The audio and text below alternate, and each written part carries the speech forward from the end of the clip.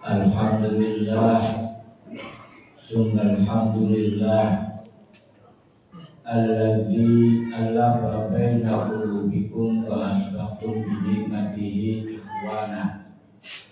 Asyhadu an la ilaha illallah wahdahu la syarikalah wa asyhadu anna Muhammadan abduhu wa rasuluh.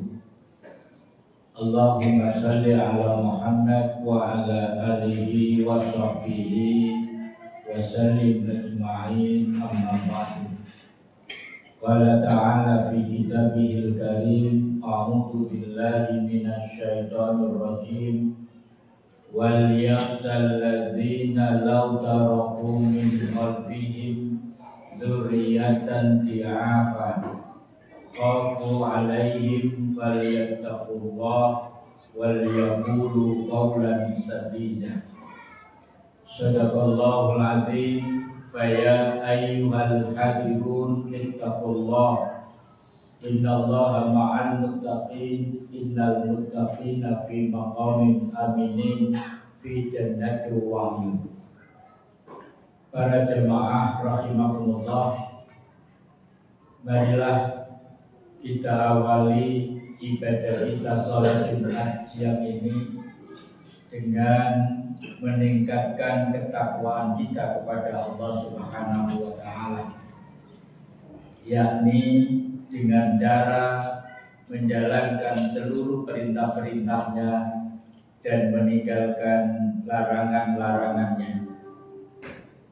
Para jamaah rahimakumullah, ada pelajaran penting barangkali ketika kita membaca sejarah tentang dua khalifah pada zaman Nabi, zaman Bani Umayyah.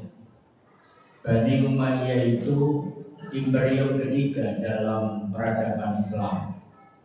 Zaman kenabian Khulafaur Rasyidin, kemudian Bani Umayyah, Bani Abbasiyah, Bani Fatimiyah, kemudian Turki Utsmani yang terakhir, yang ditutup tahun 1924. Ketika imperium ketiga Bani Umayyah yang berkuasa di kekhalifahan Islam, ada dua khalifah yang patut dipelajari. Yang pertama namanya Hisham bin Abdul Malik, yang kedua Umar bin Abdul Aziz. Dua khalifah ini kebetulan punya anak yang sama, jumlahnya 11 orang. Tetapi warisan masing-masing anak dari orang tua itu yang berbeda. Hisham bin Abdul Malik, para jamaah, dari 11 anaknya, masing-masing anak mendapatkan warisan 1 juta dinar. 1 dinar itu sama dengan 4,25 gram emas. Ketika emas itu kurs rupiah 1 juta, maka 1 juta dinar itu sama dengan 2 triliun. Jadi anaknya Hisham bin Abdul Malik masing-masing mendapatkan warisan 2 triliun. Tapi dari 11 anaknya tidak ada yang jadi orang, tidak ada satupun yang soleh. Separuh jadi pengemis, separuh jadi pencuri. Bahkan yang jadi pencuri, menurut Buya Hamka dalam sejarahnya, dikejar dari satu negeri ke negeri yang lain karena kasus pencuri. Sebaliknya, Umar bin Abdul Aziz, dari 11 anaknya, masing-masing mendapatkan warisan setengah dinar. Setengah dinar itu kurs rupiah 2, juta kurang sedikit. Tetapi dari 11 anaknya, semua jadi orang, semua soleh, semua sukses, semua jadi anak-anak orang-orang yang dermawan. Kemudian para jemaah, pakar sejarah kemudian menganalisa apa yang membedakan anak Umar bin Abdul Aziz dan Hisham bin Abdul Malik. Ternyata yang membedakan itu adalah kesolehan kedua orang tua.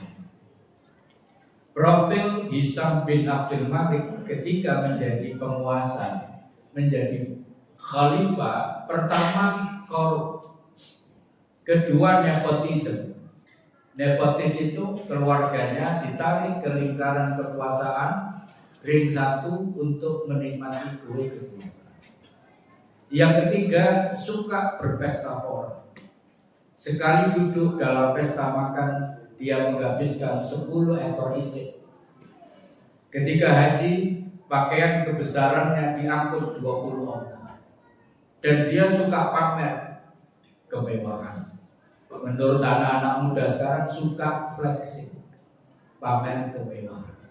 Kemudian melahirkan 11 anak yang gagal dalam kehidupan dunia, mungkin juga dalam kehidupan di akhirat. Lalu bagaimana profil Umar bin Abdul Aziz? Kalau diurut para jamaah sekalian, ketika Sayyidina Umar malam-malam pergi ke lorong-lorong melihat penduduknya, dia dapati rumah reot. Di situ ada seorang ibu dan anak yang masih gadis. Terdengar suara dari balik tembok, "Wahai anakku, tolong campur susu itu dengan air. Besok kita jual ke pasar, biar laba kita semakin besar, karena kita sudah lama hidup di bawah garis kemiskinan."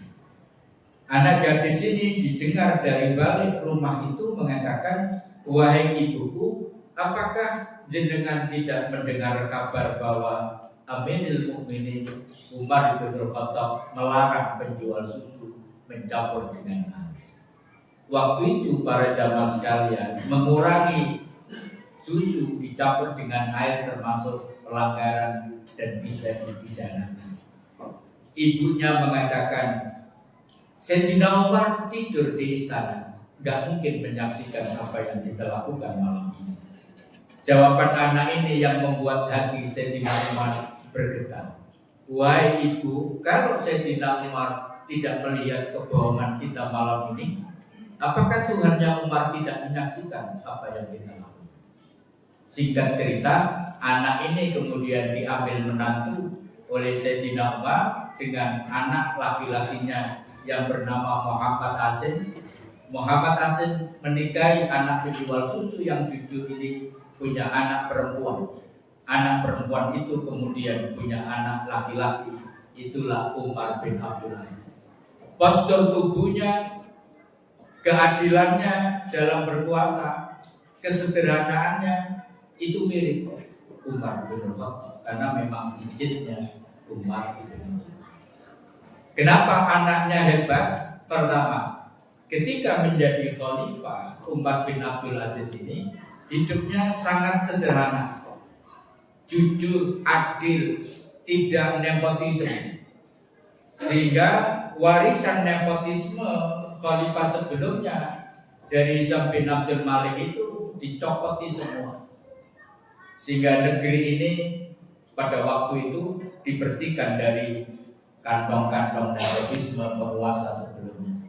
Maka ada kerabat yang tidak bisa menikmati kue kekuasaan itu, kemudian dendam, hasut. Setiap pagi menyelinap ke ruang kerja Umar bin Abdul Aziz, kemudian meneteskan 1 tetes racun pada air minum. Sehingga Umar bin Abdul Aziz praktis tiap hari minum air bercampur racun, sehingga sakit secara permanen. Dia berkuasa menjadi khalifah tidak cukup lama para jemaah, hanya 2 tahun 7 bulan, kemudian meninggal karena diracun. Tetapi walaupun dia memerintah dalam kondisi sakit, 2 tahun 7 bulan yang cukup singkat menurut sebuah rezim kekuasaan, penduduknya tidak ada yang menjadi mustahik penerima zakat. Penduduknya semua hampir 90% menjadi muzak. Itu kekuatan kepemimpinan Umar bin Abdul Aziz. Saya ingin mengatakan bahwa untuk menjamin anak cucu di masa yang akan datang, atau istilah saya, bagaimana mengasuransikan anak kita di masa yang akan datang agar sukses dunia akhirat seperti Umar bin Abdul Aziz, maka asuransinya adalah dimulai dari kesolehan kedua orang tua. Para jamaah sekalian rahimakumullah, Karena hidupnya sangat sederhana, ketika dia sakit sebelum meninggal, datanglah Menteri Keuangan pada waktu itu. Namanya Maslama bin Abdul Malik. Umar bin Abdul Aziz tidak mampu duduk, dia berbaring karena sakit, tiap hari minum racun. Melihat kesederhanaan Umar bin Abdul Aziz, cara dia menafkahi keluarganya, Menteri Keuangan ini tidak tega. Maka dia mendatangi kamarnya, "Wahai Amiril Mukminin, engkau telah mengosongkan mulut-mulut anakmu. Maksudnya engkau terlalu sedikit memberikan belanja kepada keluarga. Izinkan kami," kalau bahasa sekarang, "untuk mensubsidi keluarga." Maka Umar bin Abdul Aziz yang tidak sanggup duduk, tiba-tiba dudukan saya. "Wahai Mas Selamat, engkau mengatakan aku mengosongkan mulut-mulut anakku. Demi Allah tidak. Kamu tahu yang aku wasiatkan kepada anakku?" Kemudian Umar bin Abdul Aziz membaca ayat singkat yang terdapat dalam surat Al-A'raf ayat 196 para jemaah. Bismillahirrahmanirrahim. Inna waliyallahu allazi nazzalal kitab wa huwa yatawallas sholihin. Sesungguhnya pelindungku adalah Allah yang menurunkan kitab Al-Quran ini. Wa huwa yatawallas sholihin, dan dialah yang melindungi orang-orang yang saleh. Ayat ini ingin disampaikan untuk meyakinkan Maslama bin Abdul Malik yang ingin memberi lebih dari anaknya. Ayat ini bermakna, kalau aku mengajarkan kesolehan, kemudian anak-anakku menjadi soleh, maka Allah, Tuhan yang menurunkan kitab Al-Quran, yang menjamin kesejahteraan kehidupan. Inilah para jamaah sekalian asuransi yang sesungguhnya. Orang tuanya soleh akan berdampak kepada kesejahteraan anak cucu. Kisah ini para jamaah sekalian dikuatkan dengan kisah Al-Quran di dalam surat yang kita baca setiap Kamis malam Jumat atau hari Jumatnya, yaitu surat Al-Kahfi. Ketika Nabi Khidir dan Nabi Musa itu kan disuruh ketemu Nabi Khidir untuk mendapatkan pelajaran. Pelajaran pertama apa? Tentang melubangi perahu. Pelajaran kedua tentang memukul anak langsung mati seketika. Dan pelajaran yang ketiga berkaitan dengan kisah ini adalah bahwa ketika Khidir mengajak Musa ke sebuah kawasan melihat entitas masyarakat tertentu, ternyata di sana tidak mendapatkan penghormatan, tidak dijamu, tidak dihormati, diledehkan. Tiba-tiba ada rumah yang roboh, malah dibangun. Inilah perpisahan antara Khidir dan Musa dalam ayat ini. Kemudian di akhir pertemuan sebelum berpisah itu, Khidir menjelaskan kepada Nabi Musa alaihissalam. Itu tepatnya surat Al-Kahfi ayat 82. Allah berfirman, dan ini perkataan Khidir kepada Musa. Wa amal jidaru, adapun tembok rumah yang roboh itu, kenapa kok dibangun?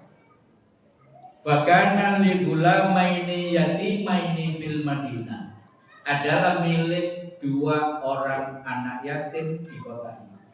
Memangnya kenapa kalau milik dua orang anak yatim harus dibangun oleh dua anak? Wa kana tahtahu kanzul lahum, karena di dalam peruntuhan rumah itu ada harta karun milik dua orang anak yatim itu. Dalam tafsir disebutkan batangan-batangan emas. Memangnya kenapa kalau ada harta anak yatim? Ini Pak alasannya. Wa kana abuhuma sholih, karena bapak dari kedua orang anak yatim itu soleh. Lalu Allah mengutus dua nabi, Allah mengutus membangun rumah itu, Allah mengutus ada harta karun. yang dibongkar untuk biaya anak yatim itu sampai dewasa. Karena kesolehan orang tua itulah harta yang sudah terkumpul bertahun-tahun harus dibongkar untuk kesejahteraan anaknya. Padahal ini dalam keterangan tafsirnya para jamaah, ini bukan ayah kandung langsung, ayah, kakek sampai ke cucu. Kita bisa mengambil kesimpulan, kalau ada orang tua yang soleh hari ini, apakah bapak, apakah ibunya, itu berpengaruh sampai menimbulkan keberkahan sampai keturunan yang ketujuh, sampai mampu mengasuransikan dijamin kesejahteraan anak cucunya itu sampai keturunan yang ketujuh. Ayat ini bicara tentang itu, sehingga anak yatim ini kemudian bisa hidup dari harta karun yang sudah dibongkar oleh Nabi Khidir dan Nabi Musa ketika itu. Para jamaah sekalian rahimahumullah. Jadi kata kuncinya kalau kita ingin membangun anak cucu yang disejahterakan oleh Allah, soleh. Dan ini tidak bisa ditambah. Cuman para jamaah sekalian rahimahumullah, soleh itu di dalam Al-Quran tidak mudah. Ada 6 syarat yang tidak boleh ditawar. Saya akan baca cepat, mudah-mudahan 6 ini kita penuhi supaya anak cucu kita dijamin kesejahteraannya oleh Allah Subhanahu wa Ta'ala. Siapa orang yang soleh itu? Nanti bisa dipelajari lagi di dalam Al-Quran, tepatnya surat 3, surat Ali Imran, ayat 113 sampai 114. Orang yang soleh itu satu, ummatun qaimatun, orang yang jujur. Syarat pertama sudah berat. Jadi orang yang jujur, tidak suka menipu, apalagi korupsi. Kalau ingin anak kita terasuransikan, Allah yang menjamin, jadilah orang tua yang jujur sebagai ciri orang yang soleh. Yang kedua, yatluna ayatillahi anal laili. Orang yang soleh itu membaca Al-Quran di waktu malam. 3, wahum yasjudun. Ini maknanya tahajud. Orang yang soleh itu bangun malam untuk sholat. Yang keempat, yu'minuna billahi wal yaumil akhir. Beriman kepada Allah dan hari akhir. Yang kelima, ya'muruna bil ma'ruf wa yanhauna 'anil munkar. Orang yang soleh itu ada aktivitas amar ma'ruf nahi munkar. Ini ada 2. Kalau dia diberikan ilmu, maka mengajar. Kun aliman, jadilah orang yang mengajar. Tapi kalau belum dikasih ilmu yang cukup, auto ta'aliman, jadilah orang yang belajar. Jadi yang mengajar dan yang belajar itu bisa disebut aktivitas amar ma'ruf nahi munkar. Ibarat kata orang soleh itu gelem ngaji. Kan banyak hari ini orang nggak mau ngaji. Sholat SOP, tapi begitu majelis taklim mereka tidak pernah hadir. Itu bukan orang yang soleh. Kemudian yang keenam, wa yusari'una fil khairat. Orang yang terdepan dalam kebaikan. Orang soleh itu kalau melakukan kebaikan, apakah sholat, apakah puasa, apakah sedekah, apakah belajar, taklim, akas, semangat. Allah menutup dengan kalimat wa ulaika minas sholihin. Mereka itulah orang-orang yang soleh. Ada 6. Para jamaah sekalian rahimahumullah, kenapa kita harus mengasuransikan agar anak kita sejahtera di masa yang akan datang?